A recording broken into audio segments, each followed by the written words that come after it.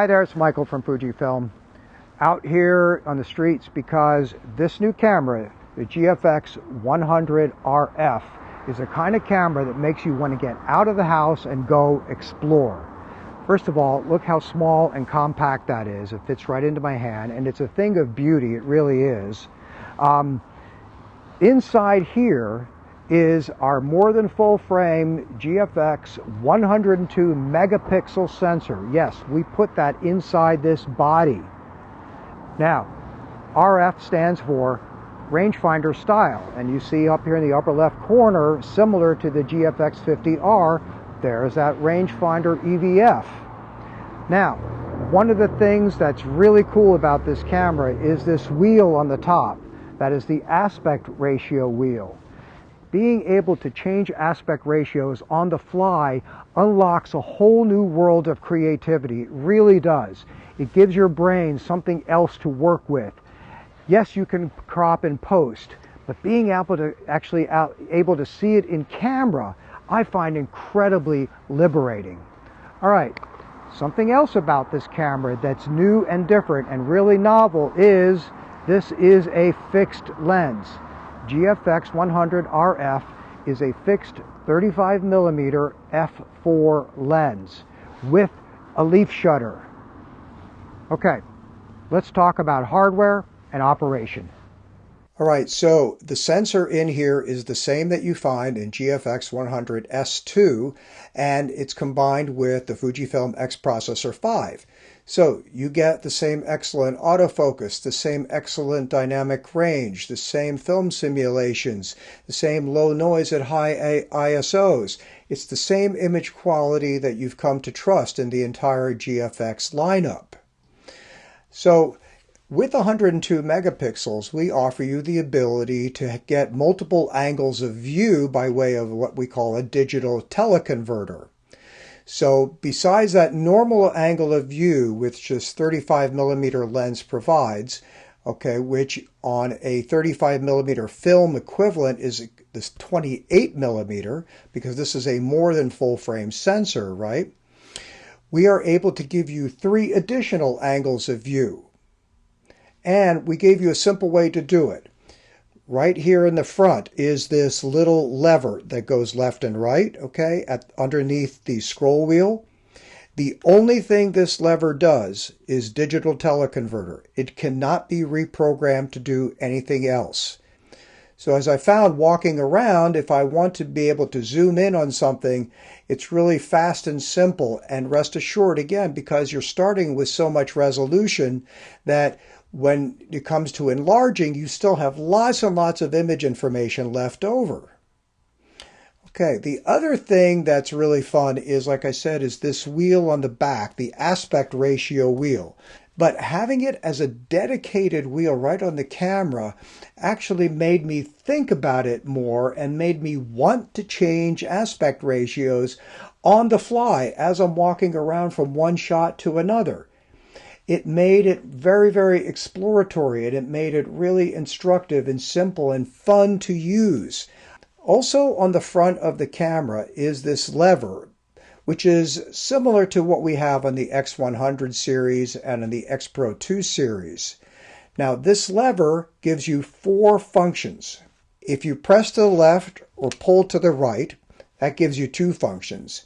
If you press to the left and hold or pull to the right and hold, that gives you 2 additional functions. So you have 4 functions by way of this lever. And one of my favorite things to use this lever for is to set it to access the internal ND. Yes, GFX100RF has a 4-stop built-in ND. And you know how handy that is when you want to get a slower shutter speed or keep your f-stop wide open. Also, in the middle of that lever is another button. So this center button gives you functional access to different things that the scroll wheel here on the front can do. Now, unlike the scroll wheel, say, on X-T5 and some of the other cameras in GFX, this scroll wheel does not pull in. It does not have a detent position. So you need to use another button to access the different functions.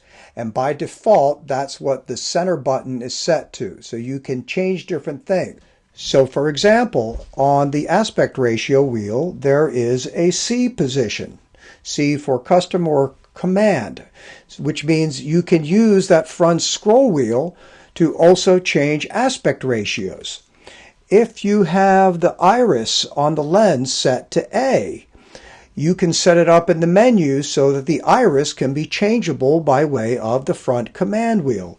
Likewise, with the ISO on the top, you can have ISO set to C, and that will give you the option to change ISO by way of the scroll wheel instead of lifting the top ring and turning it.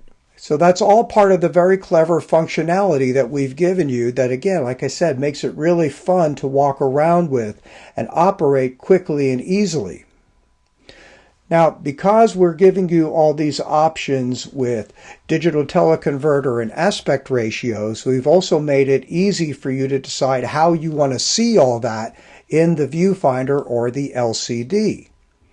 So in the menu, there's something called the surround view. You can leave it in the standard black mode, or you can go to the white line view, which leaves things the way it is. It leaves the view all the way open, but draws a white line that gives you choices of aspect ratio and zoom ratios.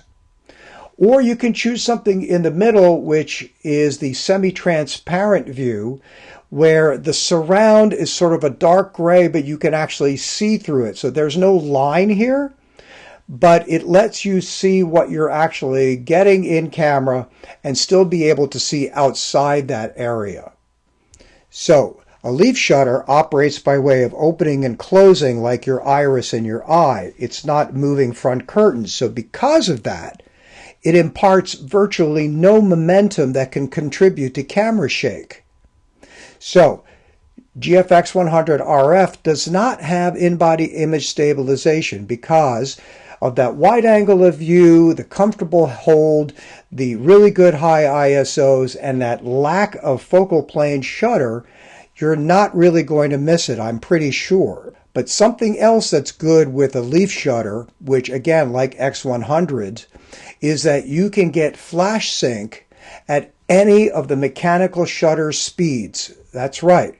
Now, this does not have to be a dedicated TTL kind of a flash. No, it can be any standard shoe mount flash or studio strobe that could be 20, 30 years old, and you can still get high shutter speed sync without that dedicated strobe. So this is very, very useful, especially when you're doing action shots maybe, or you're outdoors and you want to control the background light.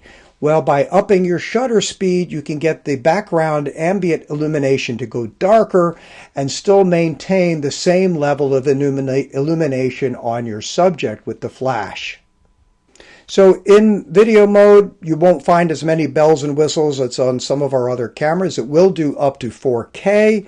However, it will not do internal ProRes. The storage cards in this, there's 2 slots, and both of them are high-speed UHS 2. However, you do get the F-logs, tone curves, and all the film simulations. There is a micro HDMI port on the left side. We also provide some accessories that come in the box with the camera. So in order to maintain the weather resistance specification, you need to add the front filter to the camera. So the way to do that is to first remove this trim ring that's on the front of the lens.